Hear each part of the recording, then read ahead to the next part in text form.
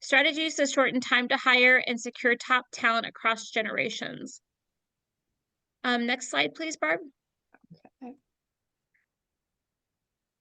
Who we are. MNTRN is a not-for-profit talent acquisition and recruiting network that our main purpose is to educate and provide networking opportunities for recruiters. We are a not-for-profit, so we try to keep our costs low and help you guys succeed in your profession. Next, to become a member, we ask that everybody become members if you can. Your membership just doesn't pay for events. It also helps pay for bringing in great speakers so other people can enjoy the great speakers. If you notice that most events are free or lower cost for members, and then we charge for non-members to join our events. So your membership does pay for itself very quickly. An individual membership is $60 a year currently, and it's $99 for 2 years. So it's very inexpensive. We keep this inexpensive so in case your company will not pay for it, that you can pay for it out of your own pocket if you need to. We're also always looking for extra board members. We'd love to have you join our board and pop in to hear what it's all about if you'd like to join our board meetings. It's usually the first Wednesday of every month at 7 a.m. The board meetings are posted on our website on the calendar. You can sign up, or you can just log in and join us and see what it's all about. You're not able to vote on things, but you are able to express ideas, talk about speakers that you've seen, talk about things that you want to learn about. So we'd love to have you join a board meeting, or just think about crafting your own board position too. Your talent could be used in many ways for us. Also, we're always looking for sponsors. Sponsors can either contribute funds for an event, they can contribute a space for one of our events, or they can create a different way to be a sponsor if they have an idea of how they could sponsor MNTRN. As you can see here, we have some very phenomenal sponsors as Land O'Lakes, Doll, Medica, Gray Source, my company, Pleasant Consulting, and RNXT Next. We also are going to be adding Pentair because they are a brand new sponsor. Upcoming events. We actually have one that we don't even have a slide for yet because we just found out about it this week. We have a volunteer event coming up. It is a technical candidates mock interviewing for Summit Academy. So if you don't know what Summit Academy is, they provide education for underprivileged people. So it's a very, very great program, and they need recruiters to come in and help do mock interviewing for their technical program. This would be like IT, and I think they have a security track too, IT security, and then a technical support program. It's March 4th from 9 to 12.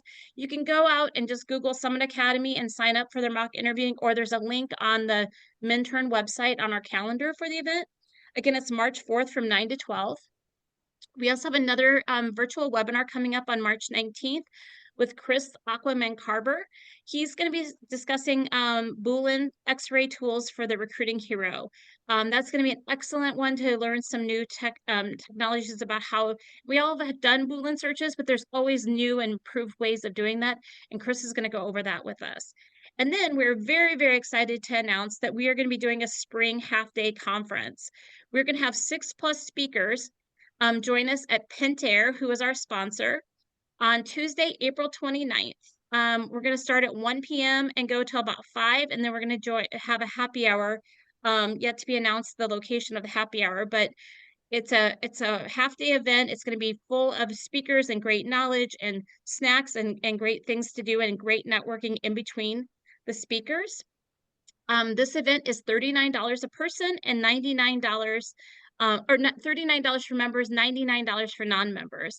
So if you notice, if you buy a $60 membership, it costs the same amount as, so becoming a member and going to the spring conference is the same amount as just going to the spring conference as a non-member. So it pays to join. Sheila, I'll turn it over to you to introduce Barb. Thank you very much. I'm Sheila Wyatt, and I am co-chair of our speaking events, along with Regina Newton, who is with Alina Healthcare. And we are both so excited today to introduce Barb Bruno. Barb is a renowned staffing and recruiting industry expert and an author as well. And I'm not going to read through all of this, but Barb is very well known for helping drive successes, increasing sales and profits, driving efficiency in recruiting teams. She's got a wealth of knowledge, and she's really living out her mission to elevate the staffing and recruiting profession with strategies that they need to excel in today's changing workplace. And so her mission really moves lockstep with MNTRN. So we are just so excited to have those, our two organizations, if you will, meeting together and having Barb's talent here. Barb now has over 25 speaking engagements annually. She's a busy woman.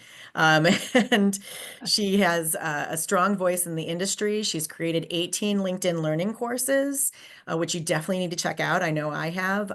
They are being used by organizations in their learning tracks as well, and have gone international and been put into multiple languages. And she's developing more even. So check those out on LinkedIn. It's a wealth of knowledge. And in 2023, she also launched a innovative learning management system, an LMS. And so that has video, audio, and written courses as well, empowering talent acquisition, recruiting, and HR professionals and firms to achieve breakthrough results. Her expertise extends to her award-winning book, High Tech, High Touch Recruiting, which is a go-to resource for not only myself, but many other recruiters in the industry on how to create balance and to leverage your technology, as well as the personalization, which are some topics that Barb will be talking about today. And then she also has a new book that came out in 2024 called Rediscovering Joy. And that is about resilience and healing. So that's a very, check that out as well. And she also, lastly, provides in-house training, customized webinars, consulting services, and she's really here to provide practical techniques that we can all implement immediately to receive measurable results, which is why we are all here today. So I will hand that over to Barb to start our learning process today. Thank you for coming today. My pleasure. No pressure after that bio, right? I said, don't read my bio. It says the expectation is really high, but I'm thrilled to be here. And the reason I'm thrilled to be here is because so much has changed. It's amazing how the workforce and workplace doesn't even resemble what it was 2 years ago, let alone through the COVID experience that we all had. And so if you haven't upgraded the way that you are conducting your recruiting efforts, and if you haven't transformed your recruiting and hiring process, chances are it's really limiting your success. So I always love, when organizations come and ask me, okay, so what's really going on? And a lot of you had requested, so I'm having trouble knowing how to talk to millennials. How do you talk to Gen Z? What is the difference? And you've got 4 generations that have taken over the workforce right now. And it's interesting because Gen Z and the millennials are now over 65% of the workforce, which really changes the way that you and I do things. And so just to let you know up front, what I'm going to share with you today is not my opinion. It's not what I think is going on out there.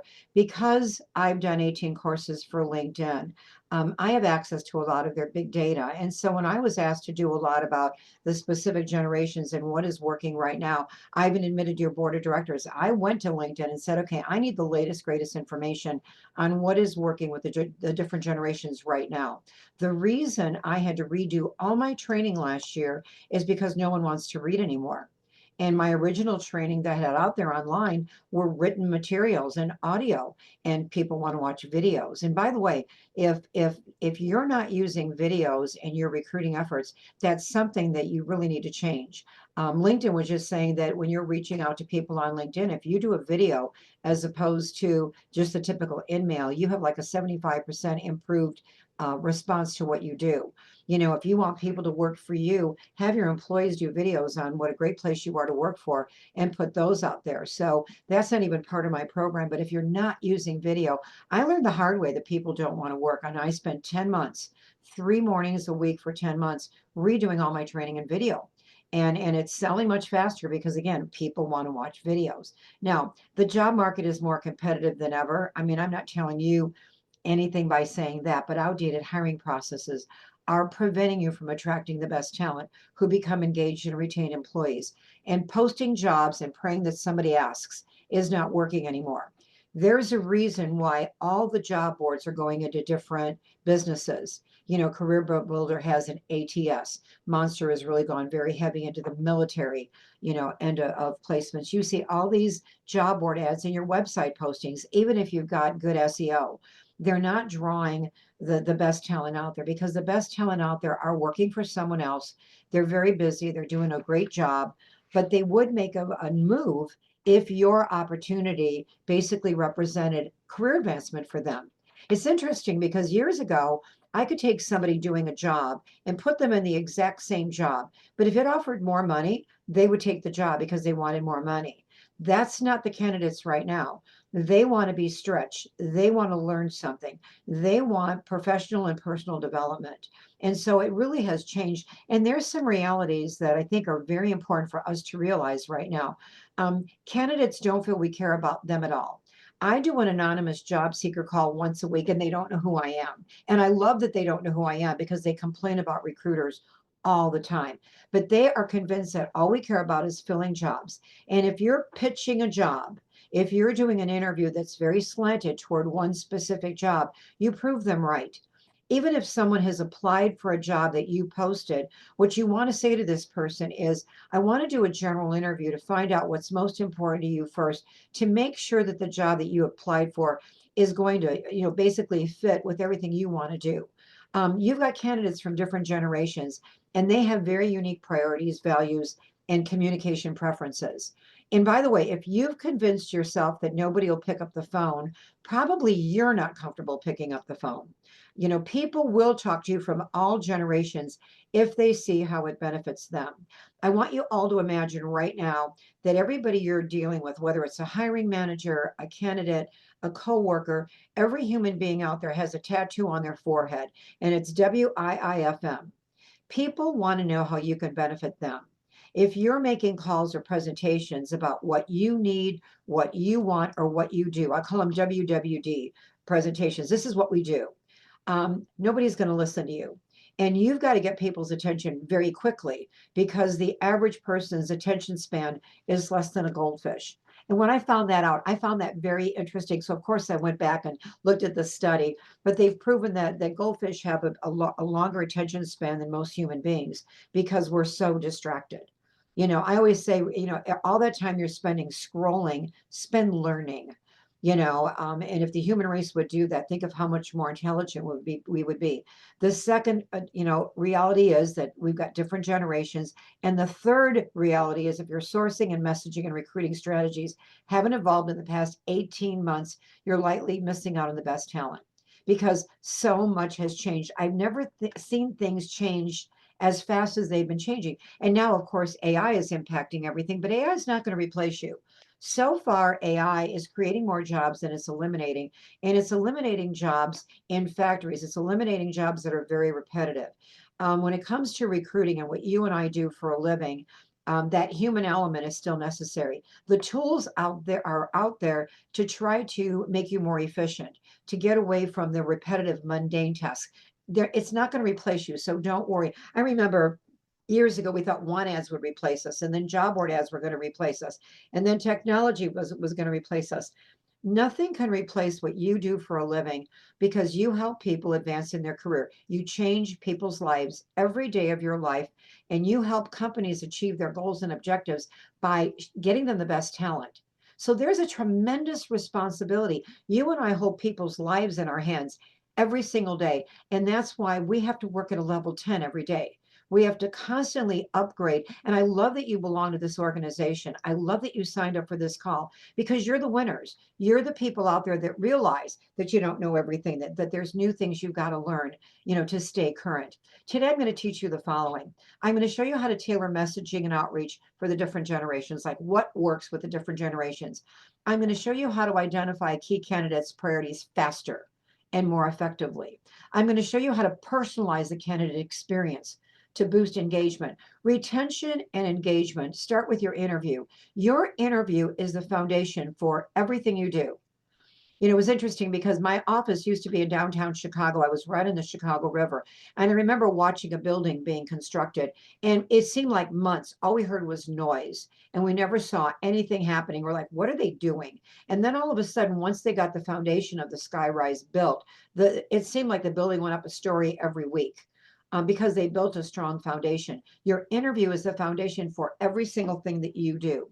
You've got to tap into your existing database for faster, high quality talent.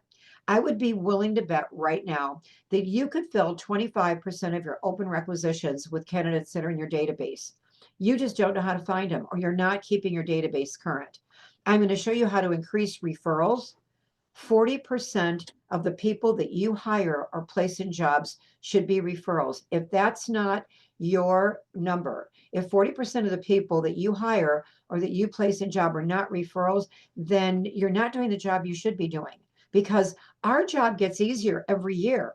Every year you're in our profession, it gets easier because people know you. You've built a network. They know who you are and how you can benefit them. And you've got to track and refine your recruiting strategies using data. Numbers don't lie. Percentages don't lie. You've got to quantify what you're doing. You've got to know your individual ratios. You've got to know how many first interviews do you do before you actually have an interview booked with one of your hiring managers? How many first interviews with the hiring managers do you book before someone's hired? That shows you exactly the results you need to do every day. It's never about how many calls do you make every day. It's where do you put your efforts every day? What results do you specifically need to consistently hit or surpass your hiring goals? Now, one size fits all messaging no longer works. And again, what we do, every time you hear yourself saying, we do this, we do that, we do this, you've got to stop that. You know, and this is a big change. And again, there's no power in what I'm doing today, just so you know. I mean, I would love to think I'm really powerful as a trainer. I'm not. I can share information with you. I can give you things that you can change, but the power lies within each one of you. And I would love for you to do right now, I want you to imagine there's a light switch on your chest, and I want you to switch it off.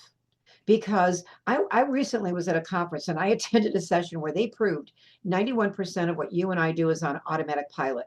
We don't even think about it. Think about when you jumped in the shower this morning. You didn't say, gee, what am I going to wash first? But what if I told you tomorrow to shower yourself backwards? Whatever you wash last, wash first. It would take a long time to take the shower because now you'd have to think about it.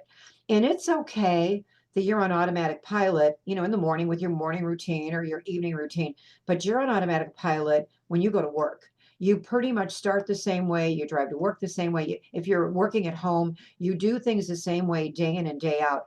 And I want to tell you something, that the results you have in your life, your level of success right now, everything that you're enjoying, where you live, your success, you know, what you do, where you travel, that's all based on the decisions you've made up until today. And so if you want different results, like if you want, you know, your messaging to be responded to, you've got to go away from the what we do calls to just always addressing that what's in it for me that everybody has on their forehead. Because what I would love to see you do is turn off the automatic pilot and become very aware of three things. I want you to become aware of the decisions you're making and the actions you're taking and the results you're getting. Because if you're on automatic pilot, you're not thinking about those things. And I cringe every time I hear somebody tell a recruiter, make more calls. Well, if they made 20 calls and they're not getting results, making more calls is not the answer. It's changing the call. And so you were the powerful one in this presentation today. It's what do you take from what I'm telling you and implement it. So as I'm going along, if you find yourself uncomfortable, if you find yourself like, oh, I'm not doing that, put a star by it. That's what you should implement first. And what I would love to challenge each one of you to do is I want you to get uncomfortable at least once every day of your life. Because if you're not uncomfortable once every day of your life, you're in your comfort zone. You're not trying anything new. And I'm going to give you a ton of stuff today, but I want you to at least pick three things that you implement over the next 3 months. And then this call is worth your time because your time is very valuable. I want to make this worth your time. But remember, every time, and by the way, even when you're talking with your friends, your family members, they want to know the same thing. How are you going to benefit me? People don't remember what we say. They remember how we make them feel. And if we're keyed in on what's important to them, they're going to respond to you, you know, much better than if you're only telling them what you do. Too many messages focus on what you need and how and what your company needs, what this job needs. Again, passive candidates are being bombarded by calls that are pitching jobs and they're sick of it. That's the one thing that they complain about all the time on the calls I do. I'm so sick of recruiters pitching jobs, and they're jobs I wouldn't even consider. And so, again, we've got to uncover what's important to them. Regardless of the way you communicate, focus on how you can benefit a candidate and they'll respond positively to your outreach. Now let's talk about generational preferences, because there obviously are generational preferences in how we communicate. It's not effective to use the same outreach strategy for every candidate. A Gen Z candidate doesn't respond the same way a Gen X does or a Boomer does. If your job posts, outreach messages, and follow-ups fail to resonate with candidates or the generational preferences, you risk being ignored or ghosted or losing top talent to your competitors. And if you're still getting ghosted, I'm going to say something you're probably not going to like. But when I have people complaining about the fact that they're ghosted, what I want to say to you, every time you point it out and blame a candidate, like millennials were blamed for everything. They're entitled, they ghost us, they change jobs too often. Well, the millennials are the majority in the workforce, so you better learn how to work with them. But every time you blame somebody else or something else for what's happening, there's three fingers pointing back at you. When I really get into the nitty gritty with people that are being ghosted, I prove that it's something they missed in the interview. People are ghosting you because you never listen to them. They don't see how you're going to benefit them. So when you're ghosted, don't point the finger at different generations. You're not resonating with them. You're missing something, and that's why they're ghosting you. They don't think you can benefit them. So how do generations prefer to engage? Gen Z, they love short form videos. They almost had a heart attack when TikTok went down for 24 hours. I mean, it was amazing. The younger people that work for me were like, "Oh my God, is it going to stay?" I mean, you would have thought it was the end of the world. They love instant messaging. They love texting. They love AI chatbots. They just do. And if you don't know what an AI chatbot is, you should know that by now. When you see something like AI, it's funny because I'm more technical than my kids are. Because anything comes out, I jump in. I'm going to be a quick adapter to just about everything. And when I go to conferences, I live in the exhibit hall. I want to know the latest, greatest tools so I can share them with other people. And so don't be afraid of things. Millennials, they love to correspond through LinkedIn. They'll still answer email. They love Slack. They love WhatsApp. And by the way, the last number that LinkedIn put out last week is 84% of email are not open. I'm going to repeat that. 84% of email are not open. Think of how many email you go delete, delete, delete, delete. And if you're answering email as they're popping up, you're wiping out 90 minutes of your time every day. We answer email first thing in the morning, midday, and at the end of the day. And we tell our hiring managers and our candidates why it benefits them that we're not answering email, all throughout the day. Can you imagine if you had a doctor, a cardiologist, and you sent them an email and they answered you right away? You'd be like, why are they answering me? You're a professional too, and again, emails that are answered, it's all about the subject line. It's a subject line that has to be, and no more than 6 words in your subject line.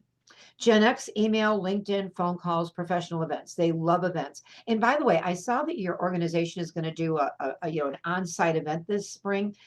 You cannot, I mean, webinars are great, but when you go to an event, there's nothing better, because not only are you going to learn from the speakers that are there, you're going to learn from the other attendees. You're going to add to your professional network, and that's priceless. And by the way, your prices for membership and your prices for attending conferences, I was just sitting here stunned, because most conferences right now, state conferences, are like $700 and $800, and the national conferences are over $1,500 to attend, plus flights and hotel. So, I mean, really put that date on your calendar and plan to attend that event and interest everybody else that you know. The more people that belong to this association, the better it is for all of you. And they didn't ask me to promote them, but the prices are so stupidly low. Why would you not join? You spend more on Starbucks probably in a month if you're a coffee drinker. Boomers, email, phone calls, and personal networking. I'm a phone person. When my children try to have a conversation with me, texting me by the third text, I just simply respond, call me, and I won't respond to any more texts. So I'm a perfect example of do not text me and expect me to have a whole entire conversation by texting. But I want you to understand something. No matter how they want to communicate, the interview is basically the key to everything that you do. And I'm going to give you action items as I'm training you today, because sometimes you listen to training and you're like, what do I do? I want you to audit your messaging. Are you using the right platform tone for each generation? What about your job posts? If you're still doing job posts or outreach messages, are you emphasizing the benefits that matter most to each generation? Are you sending videos to Gen Z? Because if you're not, they're not impressed. Are you using multi-channel engagement? Don't rely solely on email if your ideal candidates prefer video messaging or messaging apps, because they're not going to answer you. If you're recruiting a Gen Z software engineer, don't just send an email. Send a quick video message or a DM on LinkedIn. It increases engagement dramatically and almost instantly. So I'm going to give you action items. Now, I'm not your boss. I can't, make you do this. But again, unless you do something as a result of this training, you're going to get the same results. You've got to make different decisions, take different actions. How do you uncover priorities and career goals? Each generation values different things about their career. Understanding what motivates a candidate can help you present jobs more effectively and improve engagement and retention by aligning their expectations. By the way, candidates are very confused because whether you're an in-house recruiter or you're a staffing and recruiting firm recruiter, none of you are doing things the same way. And so a confused person doesn't respond. You've got to be very clear on the benefits you can provide for them. So what matters most to each generation? Gen Z, they're all about career growth, flexibility, meaningful work. In fact, they will take less money and they will work on site if they know that they can grow professionally, grow professionally and personally. And they want to know what their job, like what does their job, how does it impact the company they're going to work for? They want to feel important. Millennials, work-life balance. As a recruiter, I was so sick of hearing work-life balance. And by the way, there are some jobs that cannot be flexible, cannot be hybrid, cannot be remote. But do you know how to sell against that? Do you realize, and this is proven facts right now, because this has been going on since 2020, people that work 100% virtual are turning over quicker, they're being promoted less, and they're earning less money. And so if somebody asks you, well, I really only want to work virtual, do you realize it's proven that virtual workers are turning over quicker, they're making less money, and they're being promoted less? It's because out of sight, out of mind, there's no instant collaboration. You've got to show them the benefit of working hybrid or working on site. Gen X, they're all about stability, financial security, work-life integration, and they feel that they're invisible because they're wedged between the boomers and the millennials. And the boomers were the largest generation until the millennials came in. And so Gen X feels that they're misunderstood, they feel invisible. And so it's up to us to show them their value and that we understand what's important to them. And I go back to, and I'm going to say this 100 times. If I could say it 100 times, I would. The interview is the foundation for everything you do and has a direct impact on your success. It has a direct impact whether a new hire is going to flourish and grow with your company or they just become a costly turnover statistic. And don't think for a moment that people accept a job for you when they quit interviewing, because they don't. They don't. When they accept a job with you, if it's not really the job that they really want, and you just pitched a job and so they said yes, but they kept interviewing, don't think for a moment they're going to stop those other interviews. They could work for you 2 weeks, go to lunch, never come back, and you're never going to hear from them again. So interviews have to be consistent and thorough, and they must uncover what's most important to the candidate. If you don't want counteroffers accepted and you don't want people to start and quit because they kept interviewing. I want to give you some examples of great questions you've got to start asking people. And if you haven't changed the questions you're asking, you really have to ask yourself why. What are the 5 accomplishments this person is most proud of, and what impact did they have on their past employers? Because that does predict their future behavior. Are they results oriented? Can they even, verbalize what they did better, different? When they left a company, what do people say about them? If you want to know why someone is really changing a job, you have to ask this question. This is the only question that'll show you why somebody is in a job search. Ask them what are the 5 things they change about their current job if they were their boss. Because if it's only money and advancement, they're going to take a counteroffer. You've got to know what's going on, and often it will be, I don't like the person I'm working for. If I have another candidate with the exact experience you have, why should I hire you? What must be there for you to make a change today? You might say, I don't want to know that. Of course you do. Because if you don't ask that and if you don't know what's important to them, you're going to hire them or you're going to place them in a job and they're going to keep interviewing, and they're going to find a job that is going to reach what they want. You've got to ask these questions. Give them 5 words that describe them most. I love when people say, I'm moody, I'm not a morning person. Are you kidding me? And this also helps you prep people for interviews. What is their greatest strength? And do their strengths align with the priorities of your company? What are their greatest weaknesses, and what have they done to improve them? Because I love when people say, what are your greatest weaknesses? But we forget to ask, what have you done to improve them? Because if they know what their weaknesses are and they're not doing anything to improve them, is that somebody that you want with your company? What offers have they received and turned down? There's a lot of offers being turned down right now. I'm working with a company right now that extended 70 job offers in the month of December of last year, and they had 55 out of 70 turned down. And they're like devastated. And guess what? It's their fault their offers were turned down. When I really reviewed what they were doing, they deserve to have their offers turned down. And one question I asked him, did you ever ask anybody what offers they've turned down? In almost 25% of the cases, this candidate had already turned down another offer just like the one they gave them. You got to know what's important to them. And if you hear that they've turned down an offer, ask them why. And if your job is similar, guess what? They're going to turn down your offer as well. What company values and cultures do they prefer? Do they just describe your culture? And by the way, your culture is not what's on your website. It's their experience in the department they're working for and the person they're working under. And what are their short and long-term goals? Do they align with your company? This will greatly enhance retention and stop turnover. You've got to review. Now, these are possible action items. Review your interviewing questions to ensure that they're consistent. Consider adding some new ones. And all of you should be filling in the exact same fields in your ATS or CRM when you're interviewing. You should be shooting from the hip. Every one of you should know what field should be filled out. And by the way, if you're losing candidates, if your interviewing process is too long, you will lose the best candidates because they're on and off the marketplace in a matter of a week or less. Some people interview them and all of a sudden they've got 3 interviews and they're hired. Consider panel interviews. And also, if you want to eliminate emotion and bias from your hiring process, panel interviews do that. Next, you've got to personalize the candidate experience.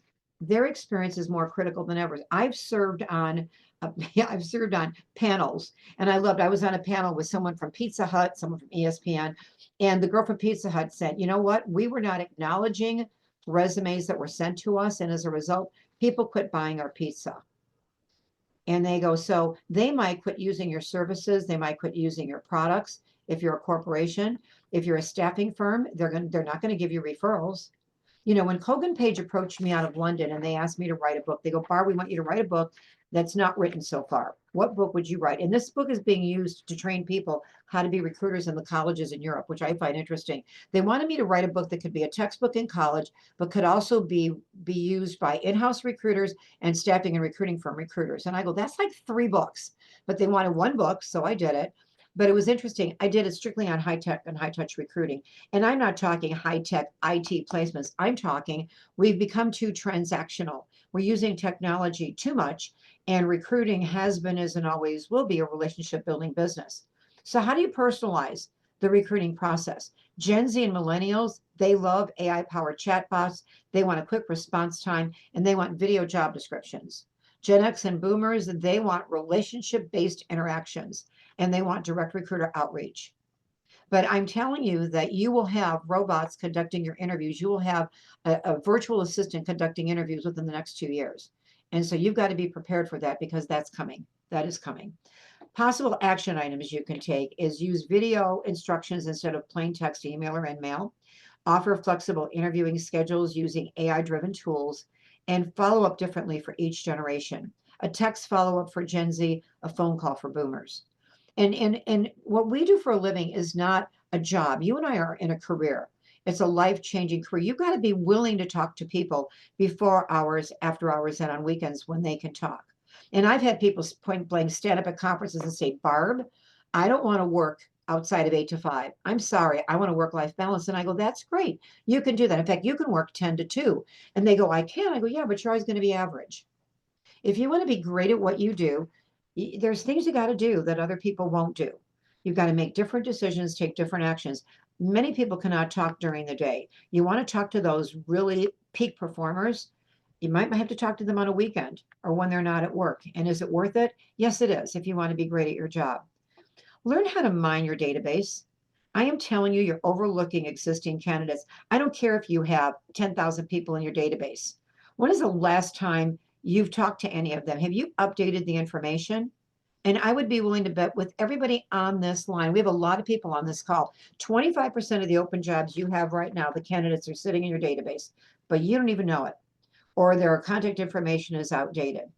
And so let's talk about what some action items you can take to mine your database, okay?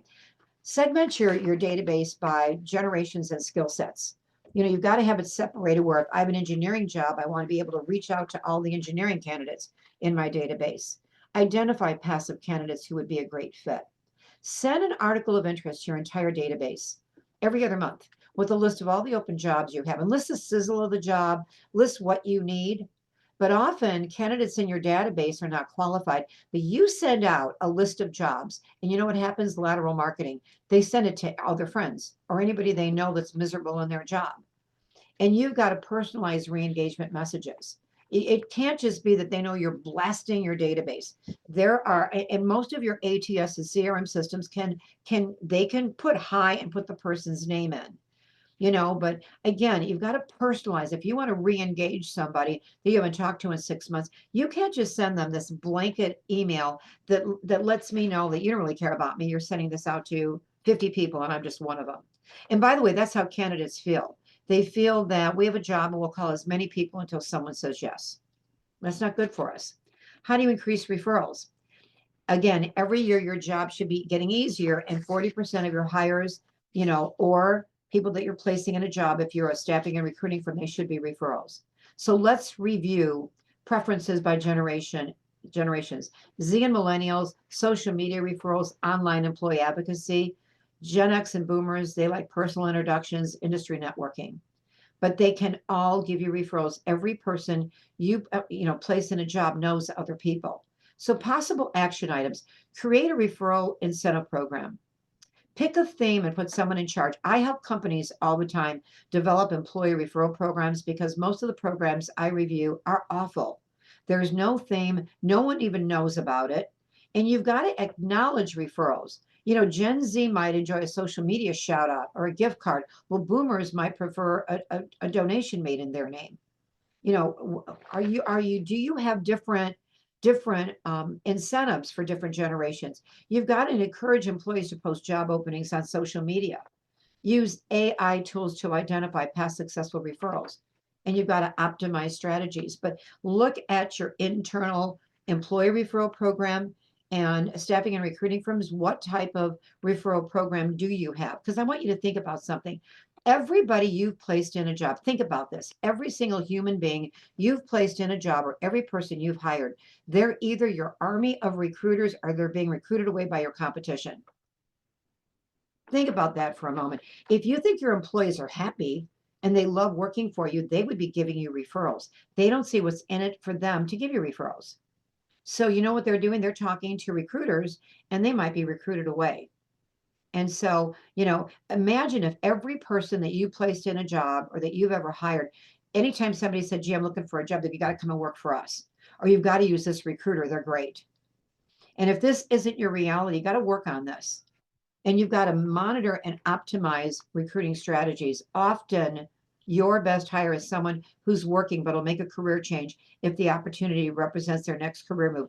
The best people are not answering job board ads. They're not on Indeed. They're not looking at your job postings. And I got to ask all of you, are you a shark or a goldfish? Think about this a moment. Goldfish sit in a bowl waiting to be fed, okay? And if somebody doesn't feed them or clean their water, what happens to them? Easy answer, they die, okay? What do sharks do? Sharks roam around the ocean. They get whatever food they want. They go where they have to go to you know, be you know, menaces in the ocean. I mean, and they're going to eat the goldfish eventually, aren't they? And so most recruiters I meet are goldfish. And I know you probably don't like me calling you a goldfish, but if you're not reaching out to candidates every day, if you're not recruiting, hiring managers ask me all the time, when did recruiters stop recruiting?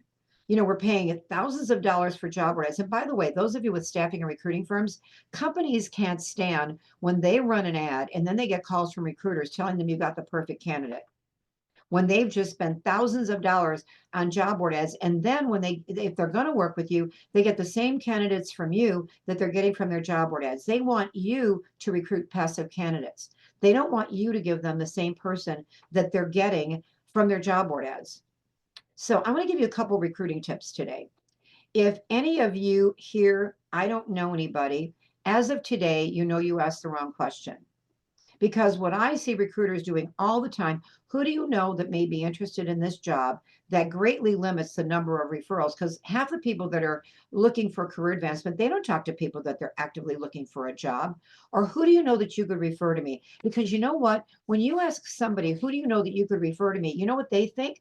They think you want them to refer one of their coworkers. They are not comfortable giving you the name of one of their coworkers because they're loyal to their company. And so what do they say to you? They say, I don't know anybody. So starting today, if you ever hear anybody say to you, I don't know anybody, you now know you asked the wrong question and you've got to change that question. In fact, if you need more talent to represent, what I'm going to teach you right now is going to change your life. Okay. I want you to add 6 words to your recruiting presentation starting today. Anytime you've got a job to fill and you're talking to somebody, say I've got an engineering job, I'm going to say, who was the best engineer from your last place of employment? Who was the best secretary from your last place of employment? Who was the best cost accountant? Who was the best .NET developer from your last place of employment? Because everybody knows who the best people were from their last place of employment. They can't say, I don't know anyone, because of course they do. What's amazing about this is I've had people say, you know what, there were really 2 or 3 engineers that were outstanding. And what you say to them is, you know what, I love to network with people that are great. Why don't you give me all 3 names? The more good people I can talk to, the more I love it. And so you're not telling them you're talking to this person about a job. I love to network with people that are talented. Love to network with them. Who is the best? And insert the job title from your last place of employment. You're going to be shocked at all the referrals you get. And then when you call that person, you're going to say, by the way, I just talked to somebody who worked with you at a past job. And I always ask people, who is the best person from your last place of employment? And they gave your name, and this is why they said you were great. So ask them who and why. Why were they the best person? Okay. I want to give you a second bonus recruiting tip. I want you to take out all the files of the best people you've interviewed in the past 12 months.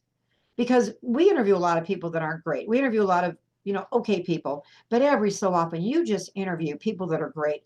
I want you to pull out all the people you've interviewed in the last 12 months that you thought were good or great and call their last 2 places of employment and ask for them. And the receptionist is going to say they're not here, because of course they're not. They're not there. It was a past employer. And so then say, well, could you put me back to their replacement? Maybe they kept in touch. And then when you get the replacement on the phone, you explain, I represented the person that you replaced and helped them advance in their career. I help people with your experience advance in their career. I'd love to know what you want to do next and recruit their replacement. You can double and triple your candidate flow just by this tip. So use from your last place of employment, and I want you to call their last 2 places of employment and ask for them, and you can double and triple your candidate flow. I also want to give you 9 words. I just thought of something else. This is one of my squirrel moments that I want you to write down. It's not on your handout, and it's not part of this program, but I want you to add 9 words to what you do every day, okay? And anytime you have a subsequent conversation with a hiring manager or a subsequent conversation with a candidate, I want you to start every conversation out with these 9 words. Has anything changed since the last time we talked? Because we're dealing with human beings and things change constantly, and we forget to ask them. And so that's why you have ghosting. That's why you have no-shows, offer turndowns, because things have changed and you didn't know. You're basing everything you do on that first interview. And that first interview that somebody conducts with you, you're a stranger they don't know or trust.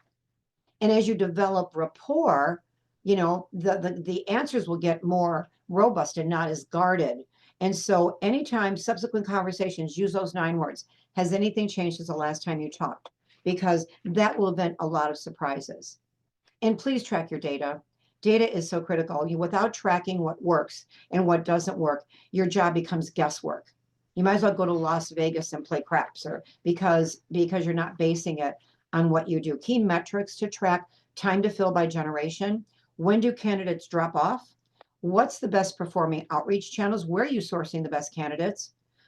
When counteroffers are accepted, what caused it?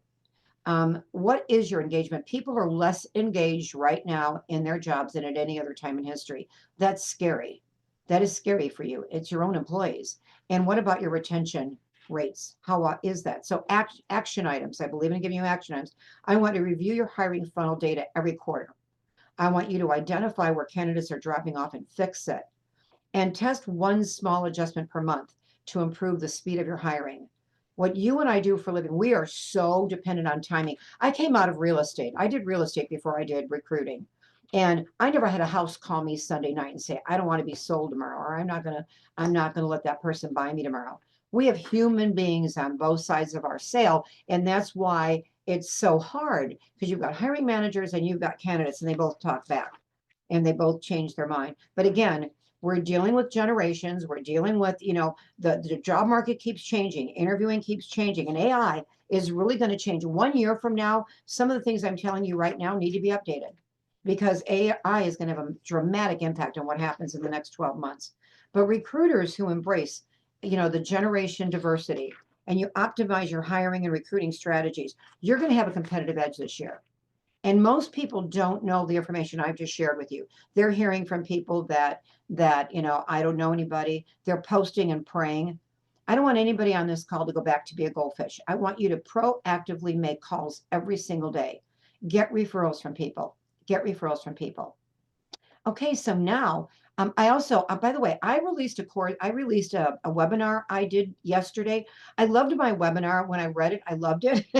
And so I told my team, I go, I'm going to release this on my LinkedIn profile, because I did a webinar yesterday. How do you lead and not manage? And so anybody that any of the managers in your company, they could use that training. And so connect with me on LinkedIn, because I put the link of my webinar on my feed, so you can get another webinar free because of this call. So you're not only getting this webinar, you're going to get another whole webinar free on leadership if you connect with me on LinkedIn, and you can just go there and click the link and you'll have another webinar. If you want any additional information on me, that's my website, Good as Gold Training. But connect with me on LinkedIn, because I constantly post information that's going to help you.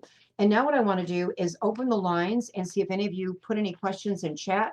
I'll answer any question that you want on anything that I covered, or anything that you want to talk about. So this is a wide open Q&A session. You can ask me anything you want. We have 10 minutes.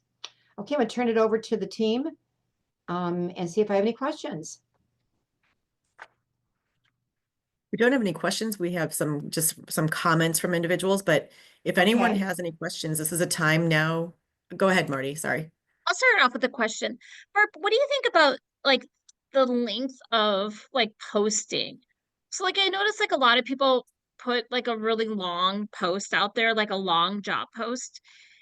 And I've coached some of my recruiters to keep it short and just provide a couple key details, because I feel like people's attention spans are so short. And no matter who you are, millennial or whoever, I feel like people's attention spans are shorter, and just put a couple, super cool key details to get their interest, and leave it at that. I mean, what are your thoughts there? Right. So I do no job posting at all. I don't post any jobs. And the reason I don't post any jobs is because I find that the best candidates are not reading job postings. They're working. And so I don't post any jobs. But if I was going to post jobs, and I do coach companies that post jobs, your job postings should be short, and they should be part of your marketing collateral. So if I have an accounting job, say I have a cost accounting job, I'm not going to say I've got a cost accounting job and give sizzle on the company and do this long thing. I'm going to say, would you like to be part of a team that is going to head up a new project for our organization that is being headed up by so-and-so, and the impact you're going to have is such and such. And so I'm going to show them, it's part of your marketing collateral. You've got to excite somebody about a job. Just putting a job description on a job posting is a waste of your time, because they're boring and nobody's reading them. And so you've got to put down, what impact will this job let them have? What is their role going to be? What are they going to be developed personally and professionally? Like, what is the sizzle of the company? What are some selling points on the company, not only on the job? So and people used to do that. They used to do these long job postings. If you read postings like from Google or Microsoft or any of them, if you read postings from big companies, they've got teams that are doing nothing but authoring these postings for them, and their marketing collateral. they're not all this. If you're telling them what you need from them, but they're marketing collateral, and that's what you're, if you are going to do postings, which I don't suggest you do, but if you are, they should be short, fun, exciting, and make me want to learn more. Make me want to Yeah. learn more, but Yeah. excite me about the job and the company. I'm sorry, I didn't mean like an actual job post. I meant more like a LinkedIn post. You know what I mean? Like Okay, a and quick yeah, and personal again, LinkedIn post. I meant keep it short and not right, a whole job everything should post. be short. And by the way, your LinkedIn profile should be a mini sales letter too. When I go on LinkedIn profiles of recruiters, I'm always like, your LinkedIn profile is so boring. Like, tell me how you've helped other people advance in their career with your company. Tell them the success stories. Like, your LinkedIn profile should be, a sizzle too. And if I'm going to reach out to people on LinkedIn, a video is extremely good. It's interesting because a lot of InMail are not being open because they're boring, and people are sick and tired of being pitched jobs on LinkedIn. What you've got to do is you've got to pitch career advancement to them. We have an 82% open rate on our LinkedIn InMail because we're using videos, and we don't ever talk about what we want. We talk about what we've done for other people just like them. And then of course they want to talk to us. That was a long Very answer. good. Sorry about that long answer. No, Very long thank you. answer. Maggie Jordan has a question of with pay transparency laws. I don't know, Barb, if you know about, we have pay transparency now in Minnesota. How do you recommend adapting recruiting strategies to ensure compliance Okay, I while don't know. So you have to maintaining? tell me what the law is. I'm not familiar with that So law. What is in that law? Minnesota, if you do any kind of post at supposedly any kind of post at all, even like a LinkedIn post, any kind of job posting at all, you have to post the pay You have to post the range. pay, the Yes, salary. you have to. Yep.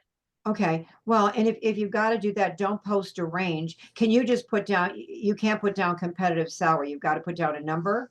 Yes, you have to. Yeah, and so if you're going to do that, I would never post a range, because if you have a range from 70 to 90, they're all going to want 90.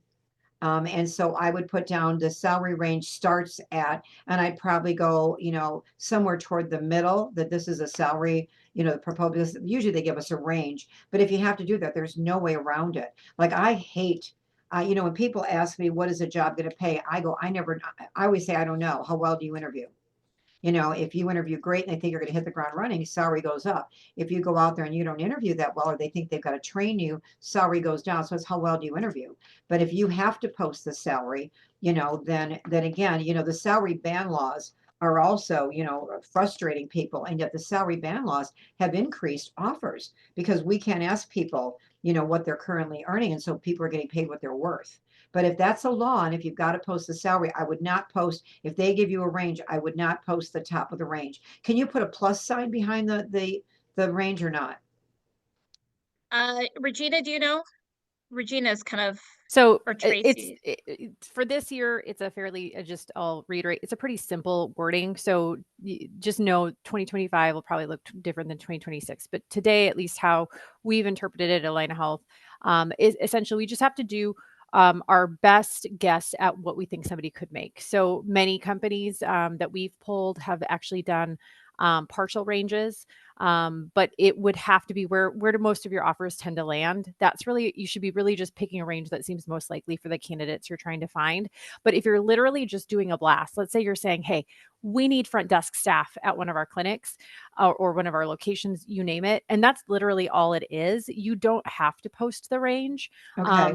What I will tell you though is Indeed will show us if you do post any type of transparency, you're going to get a 60% increase on your applicant flow. And we have seen that. So I think the big thing is just determine what is your audience, what are you advertising. If you're doing something general, you really don't necessarily have to be on the hook for it. But if you're saying, hey, we need qualified CNAs at this, or a qualified CNA, you're really targeting one position and you're kind of putting in the qualifications, that's when you really do need to treat it as a job ad, and that's when you're required to have some sort of pay transparency. The other So thing I think that's what I would do around there too is I would put down the salary of so-and-so. Of course, that's just a small portion of the entire compensation when you're looking at benefits and the other things this company offers. So I would talk to them.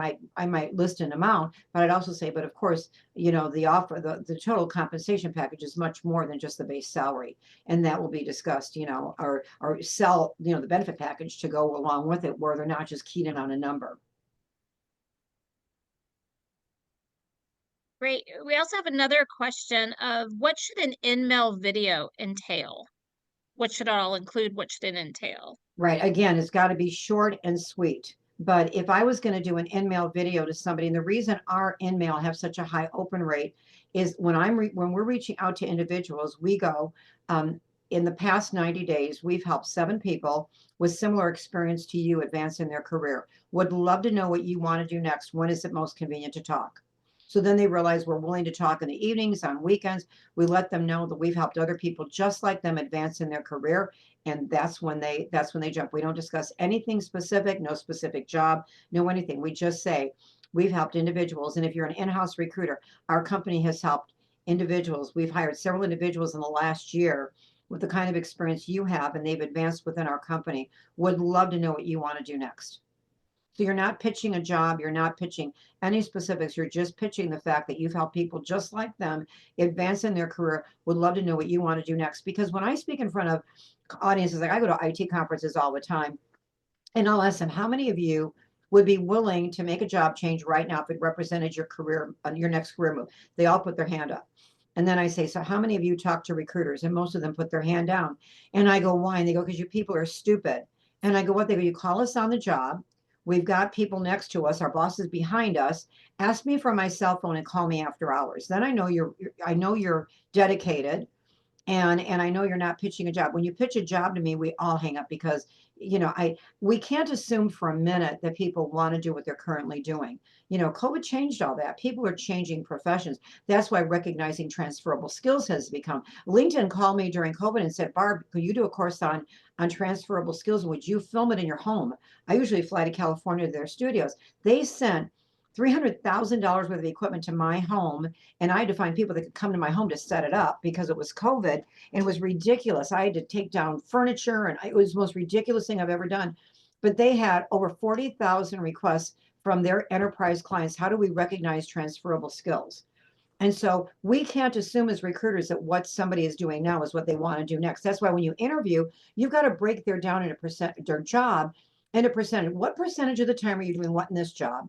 And what percentage of the time do you want to do those things in your next job? And what else must be there for you to accept a job? If you don't ask that, you're going to assume that what they're doing is what they want to do next. And what if part of their job they can't stand? 10% of what they're doing now they can't stand, and you have them interview with your company, and 50% of the job is what they hate doing. Unless you quantify during interviews how much of the time they spend doing what they want to do in the next job. And when you're writing, job openings, when you're writing a job rec, you've got to break that down into percentages.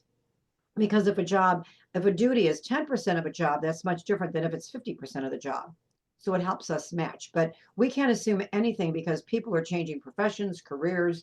They all want to grow. They all want to be more marketable with every job they take. Another very long answer. I'm sorry.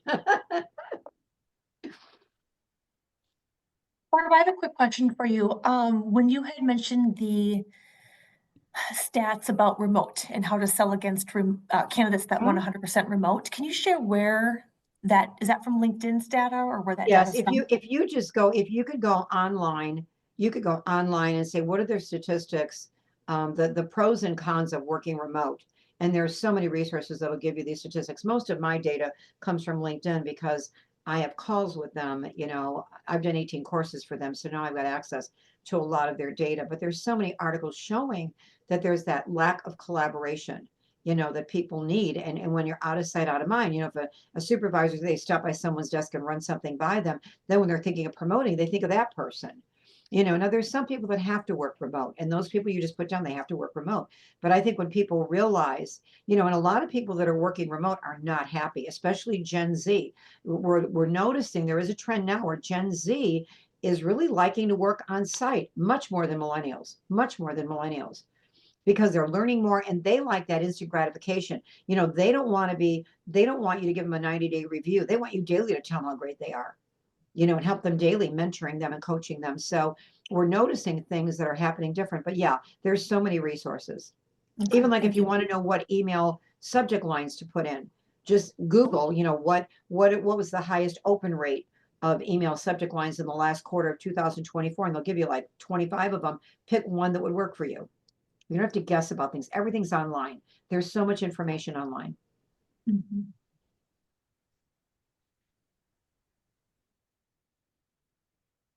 Anything else? Any other questions? You can hop in and ask your question by raise your hand or just say it, or you can put it in the chat if you have more questions or thoughts. So while they're doing that, my question to all of you is, what is the first thing you're going to implement? It's going to take you 21 days of repetition to replace an old habit with a new habit. So whatever I said that made you the most uncomfortable, that you went, ugh, that's what you got to do first. And so imagine what would happen if you took, imagine what would happen if you took 3 ideas and implemented one in February, one in March, one in April. What if you took 6 ideas and for the next 6 months, changed one thing that you're doing every month? Can you imagine the impact on your success? It would be wonderful. And then you'd come back, and go, I'm so glad I was on that call. I'm hoping, I can remember, nothing powerful about what I do. It's what do you do with the information you just learned? I really want you to commit to implementing something. Any other questions? All you have to do is unmute your line.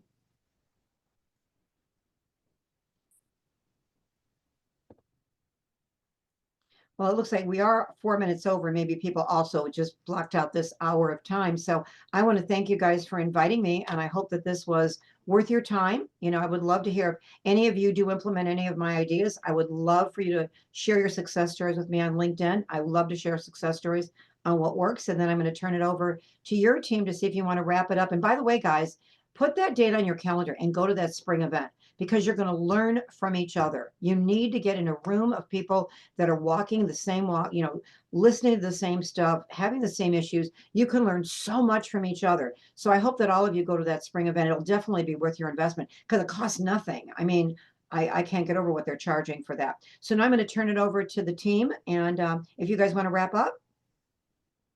Sure. Thank you so much, Barb. We really, really appreciate having you and your time today. It's been valuable and hopefully we can have you back sometime because we really loved having you as a speaker. And I think as the word spreads and more people get to know about you in our area, I think you'll be more and more popular here. So Awesome. Awesome. Well, thank you so I just much. hope it makes you all more successful. That's all I care about is that you become more successful. So please implement ideas. And again, thank you. Invite me anytime. I would love to Yeah, and speak with you. everybody else, I mean, I know Barb said several times that our fees are very low, but we do that on purpose. It's not because the value is low. It's because we want to make the entry level very inexpensive for our people Yeah. because some of our people are in between roles right now. And some of our people do not have companies that support the continuing education. So we want to make sure that you, even if you have to pay for it out of pocket, that we keep our costs very low for you. That's the whole idea of being a not-for-profit is that we keep our costs low. So it's not about the value, it's about us trying really hard and finding ways and we work really hard. The whole board is volunteers in finding ways to keep our costs low so that we can provide that for you guys. If anybody has any ideas, I know there was a couple ideas that came in the chat here. I don't know if some of you guys saw it for speakers in the future or for the conferences. We're also going to try to have a fall conference, but don't forget to go out and check out the calendar and sign up for more events. But with Absolutely. that, if anybody doesn't have any more questions about MNTRN or for Barb or for me, we can just say goodbye for now. I'll give it one more second for anybody to raise any more questions. Great. Everybody have a safe weekend. We're almost to the weekend now and stay warm out there, okay? All right. Bye, everybody. Thank you, everybody. Bye-bye.